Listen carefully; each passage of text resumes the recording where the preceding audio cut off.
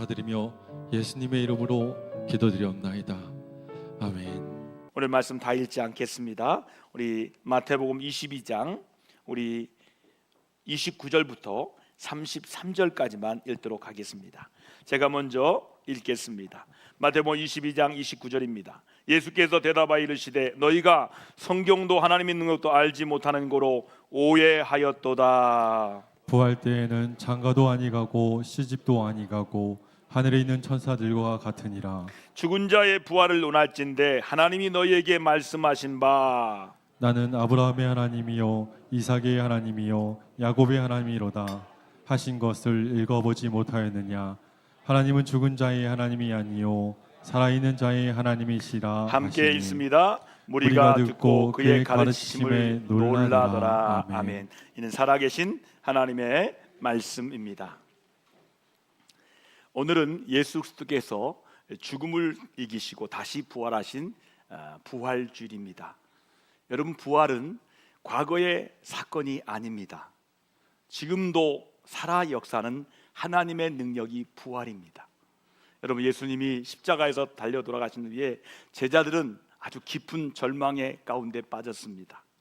여러분, 그 중에 두 제자가 엠마오로 가는 길에서 낙심과 슬픔 가운데 있었습니다. 그때 부활하신 우리 주님께서 그들과 함께 걸어가셨지만 그들은 주님을 알아보지 못했습니다. 그러나 말씀을 풀어주시고 떡을 떼실 때 그들의 눈이 열렸습니다. 영안이 열렸습니다. 그들은 우리 마음이 뜨겁지 아니하다고 고백했습니다. 여러분, 영안이 열리면 말씀이 들려집니다. 그리고 마음에 감동이 생겨요. 여러분, 이 시간에 영안이 열려서 말씀이 들려지고 찬양이 들려지길 주의 이름으로 축원합니다. 이처럼 부활하신 주님은 지금도 우리와 함께 계시지만 깨닫지 못하면 보이지 않습니다. 오늘 본문 말씀에서 부활을 믿지 않았던 사두개인들이 등장합니다. 그 당시에 사람들이 여러 종류가 있었는데 바리새인이 있었고요, 에세네파 사람들이 있었고 사두개인이 있었어요. 이 사두개인들은 현실적인 사람들이에요. 부활을 믿지 않는 사람들이에요. 또 돈을 좋아하는 사람들이에요. 그들은 하나님을 믿는다고 했지만 현실 중심의 사고를 인해서 결국 부활을 부인하게 되었습니다. 그들은 모세의 율법을 가지고 극단적인 질문을 던집니다. 율법에 보세요. 7 형제가 한 여인과 결혼했을 때 부활 후에 누구의 아내가 되느냐는 엉뚱한 질문, 그러나 현실적인 질문을 합니다. 여러분, 이 질문은 진리를 찾기 위한 것이 아닙니다. 바로 부활을 부정하기 위한 것입니다. 여러분, 예수 믿는 사람들은 질문을 해도 진리를 찾기 위해 질문합니다. 여러분, 진리를 위한 질문하시기 바랍니다. 진리로 들어간 문으로 들어가시기 바랍니다. 그러나 부활을 부정하기 위해서 이렇게 사두개인같이 질문하는 사람도 있어요. 예수님은 그들의 문제를 분명하게 지적합니다. 뭐라고 했습니까? 너희가 성경도 하나님의 능력도 알지 못하는 거로 오해하였도다. 여러분, 부활을 믿지 못하는 이유는 두 가지입니다. 첫 번째는 성경을 바로 알지 못하기 때문이에요. 하나님의 말씀인 성경을 바로 알지 못해요. 성경을 바로 알기 위해서는 기도하고 말씀을 읽어야 돼요. 한 번, 두 번으로 안 돼요. 여러 번 읽어야 돼요. 어떤 분은 목사님, 저는 제 나이만큼 읽으니까 성경이 들어와요. 유물론에 빠진 사람들은 성경을 30번 정도 읽어야 된답니다. 그래야 유물론이 빠진대요. 성경을 바로 알지 못하기 때문에 오늘 부활을 믿지 못하는 이유를 말씀드린 거예요. 두 번째는 하나님의 능력을 믿지 않기 때문에 부활에 믿음이 없다는 거지요. 여러분, 하나님께서 뭐라고 말씀했습니까? 태초에 천지를 창조하시니라. 창조주 하나님께서 부활 너무너무 쉽지요. 우리 하나님은 창조주 하나님이시면서 부활을 이루시는 하나님이세요. 하나님께서 말씀했어요. 나는 아브라함의 하나님, 이삭의 하나님, 야곱의 하나님이다 말씀하셨습니다. 하나님은 죽은 자의 하나님이 아니라 살아계신 자의 살아계신 하나님이에요. 여러분, 살아있죠? 그러면 하나님도 살아계세요. 여러분 살아있는 것은 순간적인 살아있는이잖아요, 이 땅에서. 그러나 하나님은 영원히 살아계신 하나님이에요. 여러분 살아있는 자의 하나님임을 믿습니다.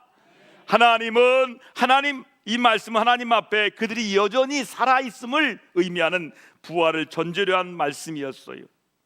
여러분 아브라함 삶 속에 부활신앙을 우리가 볼 수 있어야 돼요. 죽은 것 같던 사라의 태에서 하나님은 생명을 일으키셨어요. 이미 경수가 다 끊겨졌어요. 나이도 90살이에요.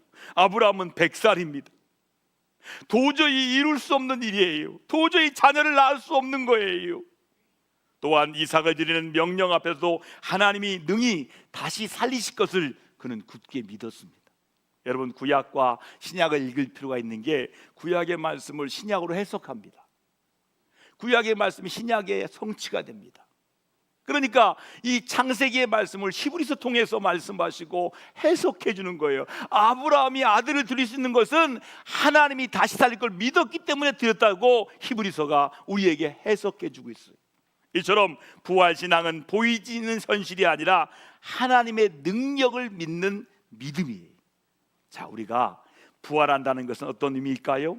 예수님이 부활할 때 천사들과 같다고 말씀하셨어요. 여러분, 우리는 단 천사가 된다는 뜻이 아니에요. 죽지 않은 영원한 존재로 변화된다는 의미예요. 그래서 부활은 존재의 교체가 아니라 존재의 변화입니다. 지금 내가 하나님에 의해서 영광스럽게 변화되는 거예요. 또한 부활 이후에는 결혼이 필요 없습니다. 왜냐하면 죽음도 없고 하나님 안에서 완전한 관계가 다 이루어지기 때문입니다. 부활의 몸은 완전한 인격을 갖게 되는 거예요. 지정의가 완벽해지는 거예요. 아는 것과 느끼는 것과 행하는 것이 일치하는 거예요. 지금은 죄로 인하여 왜곡되어 있지만 부활할 때 우리는 온전한 사랑을 할 수 있는 존재로 변화되는 거예요. 여러분 부활신앙은요 단지 죽은 후의 이야기가 아니에요. 오늘을 살아가는 삶의 방식이에요. 여러분 절망 속에서 소망을 선택하는 믿음, 보이지 않아도 하나님을 신뢰하는 믿음, 그것이 부활신앙인 줄 믿습니다. 우리 한번 한 손 들고 얘기합시다. 부활신앙으로 합시다. 할렐루야. 여러분 부활신앙은 하나님의 자녀로서 하나님의 가치로 살아가는 거예요.